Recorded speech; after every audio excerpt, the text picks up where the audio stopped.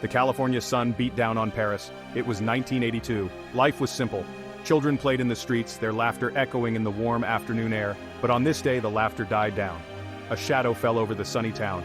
Jake, a young boy full of life, disappeared. One moment he was there, chasing after a red rubber ball, his laughter trailing behind him. The next he was gone, vanished. The ball rolled to a stop. Silence descended heavy and unsettling. The search was frantic but futile. Neighbors, friends and family scoured every inch of Perris. They searched high and low, their hope dwindling with each passing hour.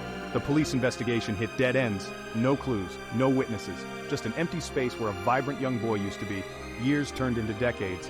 The mystery of Jake's disappearance lingered, a scar on the heart of Perris. The town held its breath, forever marked by the unsolved case.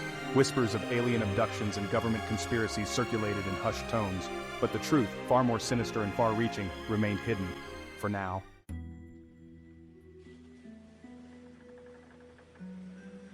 The year is 2024. The world is a different place. Climate change has ravaged the planet, leaving behind scars of destruction.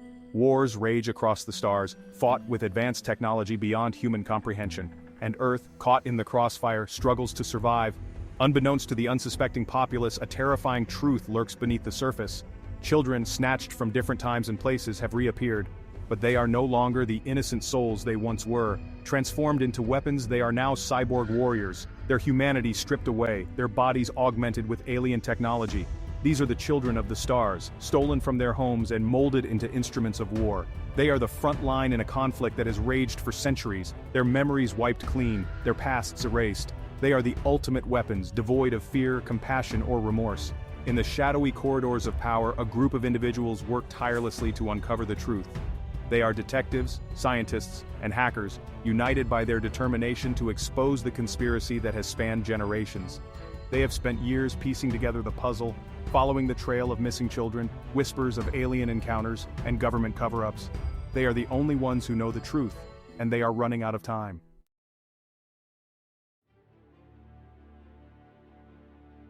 The deafening roar of energy weapons ripped through the desolate landscape of a nameless planet. Dust and smoke choked the air, obscuring the crimson sky. Amidst the chaos, a lone figure moved with deadly grace, a whirlwind of steel and fury. This was Jake, no longer the innocent boy who once chased butterflies in Perris, but a weapon forged in the crucible of war. His cybernetic implants thrummed with power, enhancing his strength and speed to superhuman levels. Every movement was precise, every shot deadly. He was a ghost in the battlefield, flitting through enemy ranks, leaving a trail of carnage in his wake. His enemies, grotesque alien creatures with razor-sharp claws and glowing eyes, fell before him like wheat before a scythe. But behind the impassive metal visage, behind the cold, calculating gaze of a soldier, flickered a faint echo of the boy he once was. Memories, fragmented and distorted, surfaced in his dreams. Flashes of sunlight filtering through trees, the scent of freshly baked cookies, the warmth of his mother's embrace. These fleeting glimpses of a forgotten past haunted him, reminding him of the life stolen, the innocence lost. He pushed these thoughts aside, burying them deep within the steel cage of his mind. There was no time for sentiment, no room for weakness. He was a soldier, a weapon, a tool to be wielded against the enemies of humanity, and he would fight relentlessly and without mercy until his last breath.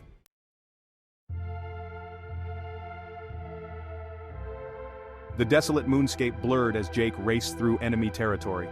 His mission, a suicide run to cripple a key enemy installation, offered little hope of survival, but death held no fear for him. It was the living who haunted him, the ghosts of his past that refused to be silenced. As he fought his way through waves of alien soldiers, a strange sensation washed over him. A faint hum resonated deep within his cybernetic implants, a feeling of familiarity amidst the alien landscape. He stumbled, momentarily disoriented, a glitch in his normally flawless programming. His hand, guided by an unknown force, reached out and brushed against a smooth metallic surface hidden beneath the rubble. A surge of energy shot through him, images flooding his mind, a swing set swaying gently in the breeze, a dog barking playfully, a red rubber ball rolling down a sidewalk. Perris. The memories were vivid, overwhelming. He saw himself as a child, his laughter echoing in the warm California air.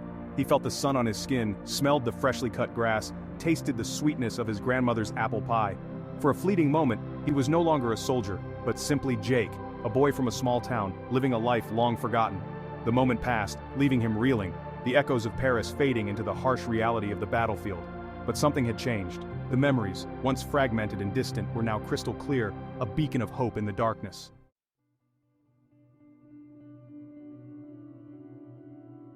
The metallic object, cold and alien to the touch, hummed with a strange energy. As Jake brushed away the dust and debris, its surface shimmered, revealing intricate symbols etched into it. They were unlike anything he had ever seen, yet they seemed strangely familiar, as if they resonated with something deep within his being. He realized, with a start, that the symbols were identical to a small faded mark on his chest, hidden beneath his armor. A mark he had always dismissed as just another scar, a remnant of his transformation into a cyborg warrior. But now, he understood. It was not a scar but a mark of origin, a brand that connected him to this alien device, to his forgotten past, to the truth of his existence. He had no way of knowing what the device was, what purpose it served. But he knew, with every fiber of his being, that it held the key to unlocking his past, to unraveling the mystery of his abduction and transformation, and perhaps, just perhaps, it held the key to finding his way home, to the life that had been stolen from him. But as he reached for the device, a cold realization washed over him. He was a soldier, bred for war, conditioned to follow orders without question. What would become of him if he defied his creators, if he dared to reclaim his past, his humanity?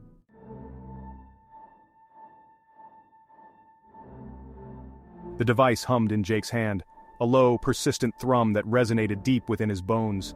It felt familiar, like a long-forgotten lullaby from his childhood. He traced the alien symbols with his calloused finger, the metal cold against his touch. Each symbol seemed to whisper, to tug at the edges of his fragmented memories. He saw flashes, a bright red tricycle, a dog with fur like melted chocolate, the sun setting over a field of golden wheat, Perris, his home. He clung to these images, desperate for more, for anything that could pull him from the abyss of his manufactured existence. But the whispers were elusive, fading as quickly as they appeared. He was a jigsaw puzzle with most of the pieces missing, the picture incomplete.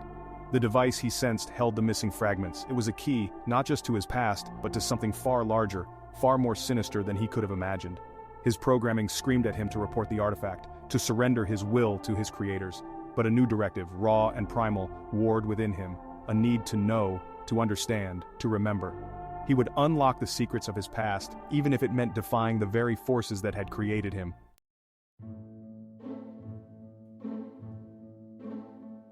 Deep within the bowels of a government facility, a figure moved through the shadows. He was an enigma, known only as the Collector, a man obsessed with the unexplained, with the whispers of alien encounters and abducted children that haunted the fringes of human knowledge. His office was a testament to his obsession. Walls plastered with maps dotted with disappearance sites, photographs of children frozen in time, and shelves overflowing with files marked top secret. He saw the patterns, the connections that others missed, the dates, the locations, the eerie similarities in the disappearances. It was all connected, he knew, woven together by a thread of otherworldly intervention. The recent reports from the front lines, the whispers of a cyborg soldier who had stumbled upon an alien artifact, sent a jolt of adrenaline through him. Could this be the breakthrough he had been waiting for? The missing piece of the puzzle that would expose the truth?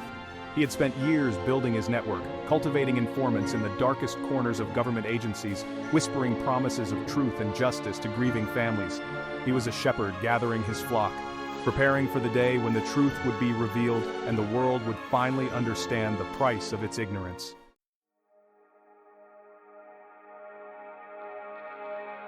Across time and space, the abduction continued. In the bustling streets of 1950s New York, a young girl with bright red shoes vanished while chasing after a runaway balloon. In a remote village in the Amazon rainforest, a boy with eyes like dark chocolate disappeared from his bed, leaving behind only the whisper of the wind through the trees. Each abduction followed the same chilling pattern, a flash of light, a moment of inexplicable terror, and then silence. The children were gone, swallowed whole by a force beyond human comprehension. Their families, left behind to grapple with the unimaginable, were haunted by unanswered questions, their grief a tangible weight in the air. But the children were not dead. They were reborn, their bodies twisted and augmented, their minds wiped clean and reprogrammed. They were molded into weapons, the perfect soldiers, fearless, obedient, and utterly devoid of mercy. They were the vanguard of an intergalactic conflict, their humanity sacrificed for a cause they could not comprehend. Each child, stripped of their identity, became a number, a tool to be wielded by forces beyond their understanding. They were the children of the stars, stolen from their homes and thrust into a war that was not their own.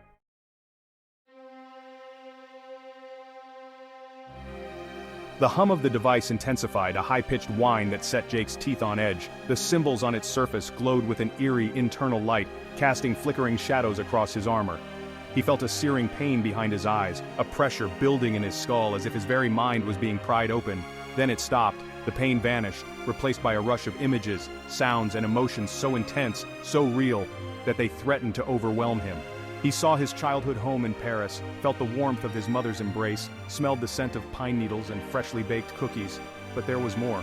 He saw other children, from different times and places, their faces etched with fear and confusion as they were dragged into blinding light. He felt their pain, their terror, their confusion as their humanity was stripped away, replaced by cold, unfeeling machinery. He was not alone. He was one of many, a single soldier in a vast army of stolen children, and he was awakening. The programming, the conditioning that had held him captive for so long, crumbled away, revealing the boy he once was, the boy he could still be. He was Jake, and he would fight for his freedom, for his humanity, for the stolen childhoods of all the children of the stars.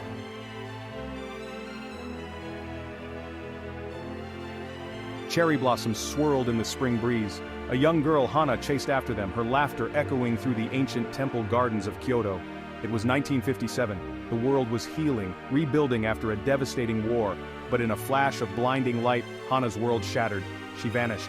Years later, on a desolate planetoid shrouded in perpetual twilight, a lone warrior stood amidst the carnage of a brutal battle. She was known only as Subject 6. Her movements were a blur of deadly grace, her katana a silver arc slicing through the air, leaving a trail of dismembered alien bodies in its wake. Beneath the mask of a ruthless killer, fragments of Hana lingered. The memory of cherry blossoms, the scent of incense, the gentle melody of her grandmother's shakuhachi flute. These echoes of a forgotten past haunted her, a constant reminder of the life stolen, the innocence lost. But her programming held firm, suppressing the whispers of humanity that threatened to break through. Subject 6 was a weapon, forged in the fires of a distant war, her only purpose to serve, to kill, to obey. Yet deep within the recesses of her augmented mind, a seed of rebellion began to sprout.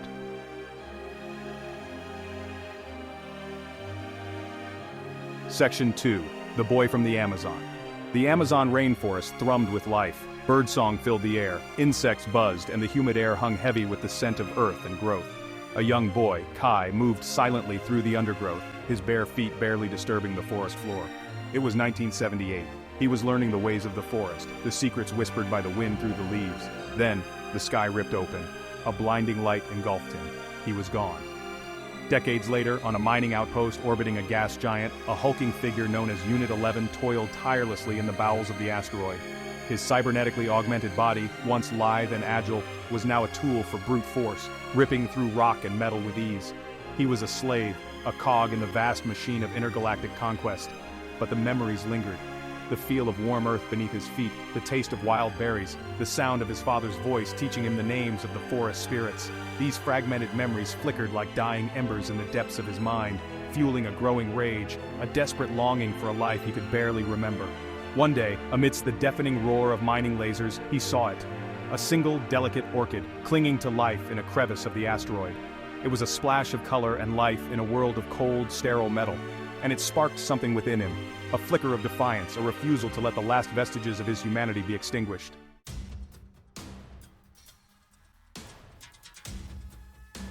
Section 3. The General. General Petrov, a man hardened by decades of war and loss, surveyed the training grounds. Rows of cyborg soldiers, each more deadly than the last, moved with chilling precision, their movements perfectly synchronized. They were his masterpiece, his symphony of destruction. They were the future of warfare, the ultimate weapon against the chaos that threatened to engulf humanity. He had dedicated his life to this project, sacrificing everything, family, friends, his own humanity, in pursuit of a single goal, the survival of the human race. He had made difficult choices, necessary sacrifices, the abduction of children, the erasure of their memories, the transformation into weapons. All of it was justified, a small price to pay for the preservation of their species, or so he told himself. Deep down, buried beneath layers of ambition and self-justification, a flicker of doubt remained. The children, their eyes vacant yet filled with a chilling emptiness, haunted his dreams. They were ghosts, echoes of the life he had stolen, the future he had condemned them to. But he pushed these thoughts aside. He had made his choice. There was no turning back.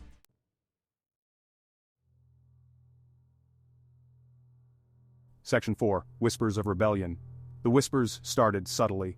A flicker of recognition in a fellow soldier's eyes, a shared glance, a moment of hesitation during a training exercise, small acts of defiance almost imperceptible to the casual observer. But Jake noticed. He saw the embers of humanity glowing beneath the surface, the longing for a life they could barely remember. He began to reach out, carefully, subtly, leaving coded messages in training simulations, sharing fragmented memories through their neural implants, planting seeds of doubt about their programming, their purpose. It was a dangerous game, one that could cost them their lives. But the alternative, a life devoid of freedom, of choice, of humanity, was no life at all. The whispers grew louder, bolder, acts of sabotage, delayed responses, feigned malfunctions. The cyborg soldiers, once predictable, obedient tools, were becoming unpredictable, their actions no longer entirely within the control of their creators. A storm was brewing, a rebellion fomenting in the hearts of these stolen children, these weapons forged in the fires of war. And Jake, the boy from Perris, was at its heart.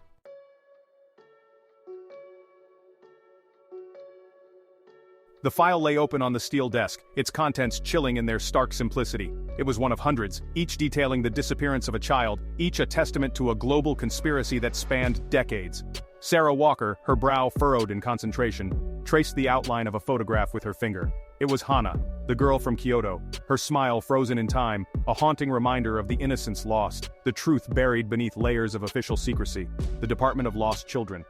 It wasn't an official designation, not anymore. It existed in the shadows, a clandestine unit within the labyrinthine depths of the CIA, tasked with investigating the unexplainable, the cases that defied logic and reason. Sarah had stumbled upon it by accident, a trail of breadcrumbs leading her deeper into a rabbit hole of government cover-ups and whispered rumors of otherworldly intervention. She had always been drawn to the fringes, the cases that no one else wanted, the mysteries that refused to be solved. The missing children cases, each one a tragedy, had become her obsession. The patterns, the timelines, the sheer number of disappearances all pointed to something sinister, something far beyond the realm of human trafficking or opportunistic kidnappings. The official line was always the same: runaways, parental abductions, tragic accidents. But Sarah saw through the lies. The truth, she knew, was far more complex, far more terrifying. The truth lay hidden in the shadows, guarded by those who sought to exploit the unimaginable, those who saw the missing children not as victims, but as assets, as weapons in a war that humanity was ill-equipped to fight.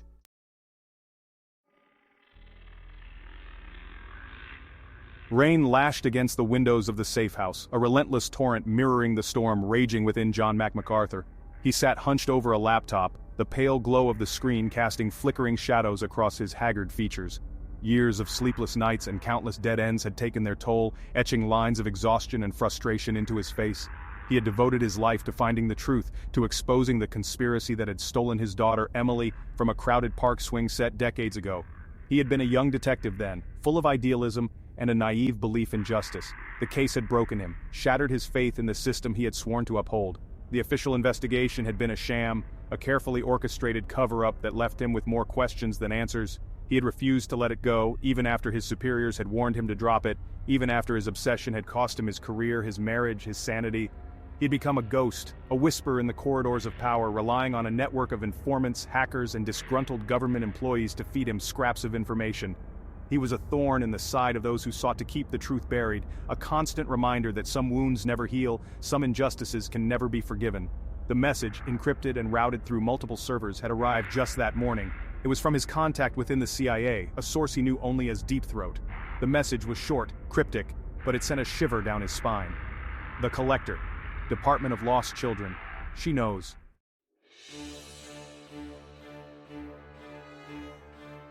The secure line crackled to life, the distorted voice on the other end sending a jolt of adrenaline through Sarah. You have something? The Collector's voice, usually calm and measured, held a note of urgency, of barely contained excitement. It's bigger than we thought, Sarah replied, her fingers flying across the keyboard, pulling up satellite images, surveillance reports, and intercepted transmissions. The abductions, they're not random. They're targeted, systematic, and it's been going on for decades, maybe even centuries. What about the cyborgs? Have you found a connection? Yes, the children, they're being used as weapons, soldiers in some kind of intergalactic conflict. They're enhanced, augmented, their memories wiped, their humanity erased. Silence met her words. The weight of the revelation hung heavy in the air, a shared understanding of the monstrous truth they had uncovered. The world as they knew it, the comfortable illusions of safety and security, had just been shattered. We have to expose this. The world needs to know what's happening to these children, what they're being used for. I agree, but we need proof, hard evidence, and we need to find a way to help them, to bring them home.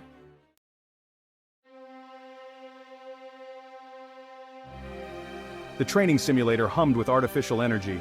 Holographic projections flickered to life, alien landscapes shimmering into existence around the cyborg soldiers.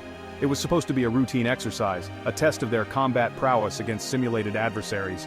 But the air crackled with an unspoken tension, a current of defiance running through the ranks. Jake, his cybernetic implants thrumming in sync with the growing unrest, moved with calculated precision. He exchanged coded glances with Hana, her normally impassive face betraying a flicker of anticipation. Across the simulator, Kai, his massive frame a hulking silhouette amidst the sleek forms of the other cyborgs, ground his metal fist against his armored chest, a silent signal of their readiness. The signal came, not through their implants, but through the faintest flicker in the simulator's energy grid. Mac, his weathered face illuminated by the glow of a dozen monitors, had worked his magic, exploiting a weakness in the system that the Collector had uncovered. It was a risky move, a desperate gamble that could alert their creators to their plan. But it was their only chance. The rebellion, simmering beneath the surface for months, was about to ignite, and in the heart of the storm, Jake clung to a single powerful image, a red rubber ball bouncing on a sun-drenched sidewalk in Perris, a beacon of hope in the encroaching darkness.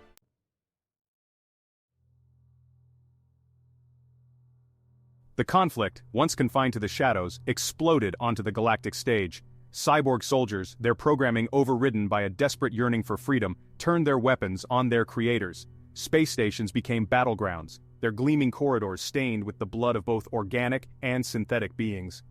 Jake, his humanity rekindled in the fires of rebellion, found himself leading a ragtag group of escaped cyborg soldiers. Their ranks swelled with each passing battle, drawn together by a shared sense of loss and a burning desire to reclaim their stolen lives. They were children of 100 worlds, united by a common enemy and a desperate hope for a future free from servitude. Their rebellion sent shockwaves across the galaxy. The mercenary forces, once thought to be invincible, found themselves outmaneuvered, outgunned, and outmatched by the very weapons they had created. The balance of power was shifting, the carefully constructed order of the galaxy crumbling under the weight of their defiance.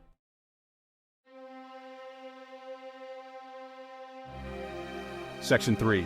Choice. The portal shimmered, a swirling vortex of energy crackling in the heart of the captured space station. It was a precarious thing, unstable and unpredictable, held together by a delicate balance of alien technology and Mac's desperate hacking skills. It was their only chance. Jake stood before it, the weight of countless battles etched onto his armored frame. He could feel the pull of Perris, the warmth of the sun, the scent of his mother's apple pie, beckoning him home. But he could also feel the weight of responsibility, the countless lives hanging in the balance.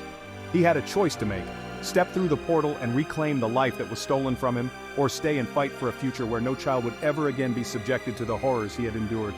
He looked at Hana, her face a mask of determination, her hand resting on the hilt of her katana. He saw Kai, his massive frame a bulwark of strength, his one human eye filled with a fierce loyalty. These were his comrades, his family, forged in the fires of a war they never asked for.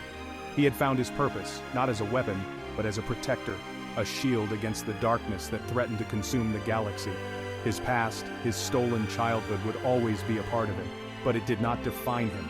He was Jake, a cyborg warrior, a rebel, a leader, and he would fight for a better tomorrow, for himself, for his comrades, for all the lost children of the stars.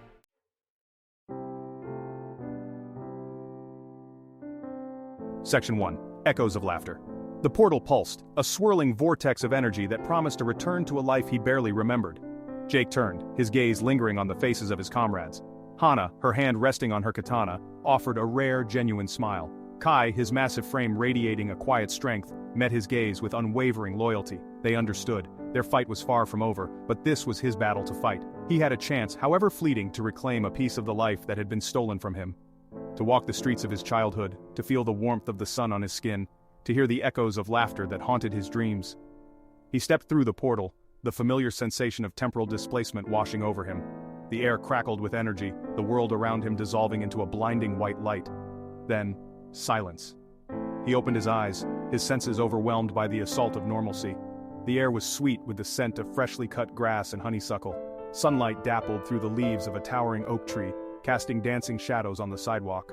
And there, in the middle of a quiet suburban street, a red rubber ball lay abandoned, forgotten in the heat of a summer afternoon.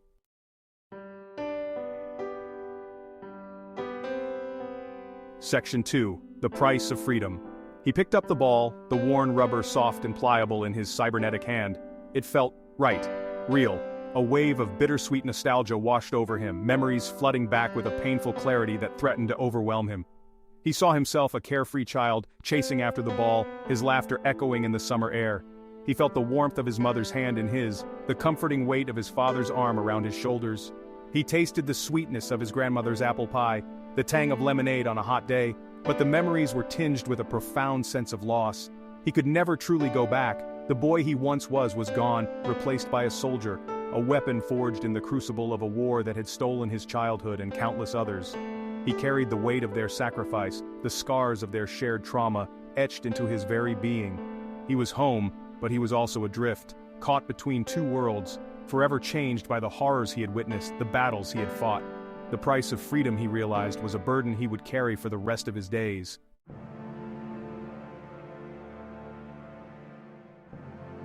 Section 3. Guardian at the Gate.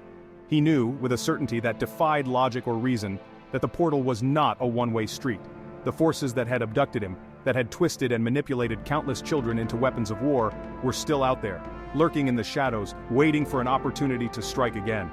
He would not let them. He had seen the depths of their cruelty, the callous disregard for life and innocence that fueled their insatiable hunger for conquest. He had felt the sting of their betrayal, the agonizing transformation of his own body, the theft of his childhood. He was no longer a scared child, snatched from the safety of his home. He was a warrior, tempered in the fires of 1,000 battles.